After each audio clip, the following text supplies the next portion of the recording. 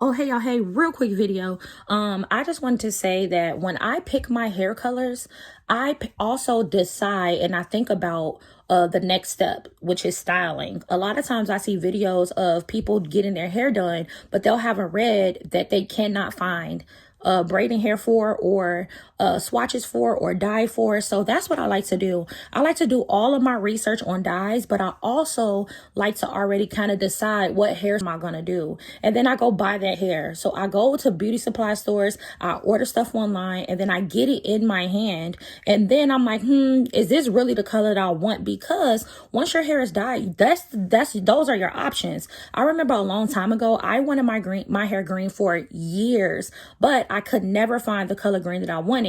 If you look on my page, or maybe I'll do a video about it, I did my hair half lime green in the front, well, 25% lime green, a quarter green, and then all the rest of it was jet black.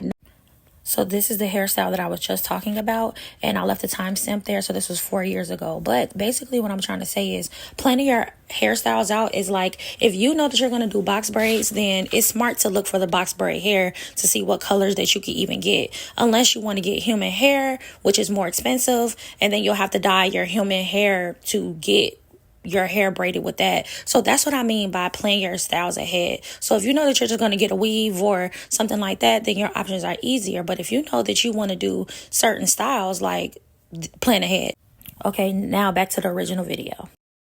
Like, not because I did it because I wanted a pop of color, and I hated the lime green. It turned out okay in the little section that I did it in, but I always forever wanted my hair all green, but I did not like the colors. I was waiting for olive to come out, but Marley hair didn't come in olive, and these type of synthetic fibers are really, really hard to dye. So I'm like, I'm gonna be stuck. So then I'm like, okay, can I find this easily in a store? Can I dye it easily in a store? And sometimes that gets a little pricey when you're trying to dye your hair, dye bundles, do all of this stuff when you're just trying to have a quick hairstyle. So what I've committed to doing is that, like, I'll buy some bundles and then I'll dye it all the same day, or I'll dye it all, and I commit to that hair. So my red hair days, I still have the red wig, the red tracks, the red dye. I have all of that. I have red braiding hair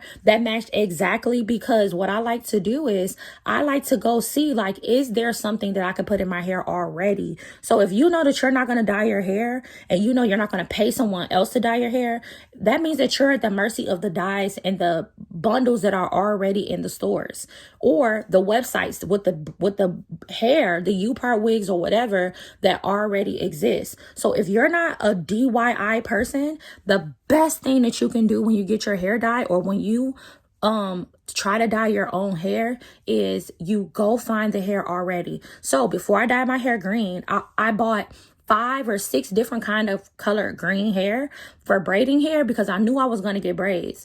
I already had like some weave, some afro weave that I can lift, which is great because it'll be kind of exactly how my real hair was, because my real hair was natural too, and undyed, so were my bundles. So I'm like, okay, cool. So if I want to do an afro puff, I can have I have real human hair for my puff too.